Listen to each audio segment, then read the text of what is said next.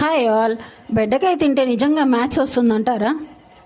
నాకైతే తెలియదు, కానీ మా అమ్మ మాత్రం నాకు చాలా బాగా గుర్తుంది. ఇంటర్లో, డిగ్రీలో చాలా సింపుల్గా, చాలా ఈజీగా అయిపోతుందని చెప్పి, 10 మినిట్స్లో అయిపోతుందని చెప్పి బెండకాయ, ఆలు ఇవే ఎక్కువగా చేసి పెట్టేసేది.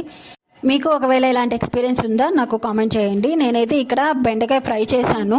ఏంటంటే పీసెస్ అనేవి ఎక్కువ కట్ అవ్వకుండా ఉండే విధంగా చేసామన్నమాట. ఫస్ట్ అయితే మనం ఆయిల్లో తాలింపు గింజలు అవి వేసేసుకుంటాం కదా, బెండకాయలు కట్ చేసుకున్నవి వేసుకొని అది ఎక్కువగా మనం ఫ్రై అవనివ్వకుండా పైనుంచి కిందకి అలా మిక్స్ చేస్తూ ఉండాలి. ఒక 10 మినిట్స్ అయిపోయిన తర్వాత మీడియం టు లో ఫ్లేమ్లోనే కుక్ చేసుకోవాలి. మనమైతే ఇంకా నెక్స్ట్ మనము సాల్ట్, మనకు కావాల్సిన ధనియాల పౌడరు, కారము ఇవన్నీ వేసేసి లాస్ట్లో కొంచెం కరివేపాకు, కొత్తిమీర వేసుకొని దించేసుకున్నాము.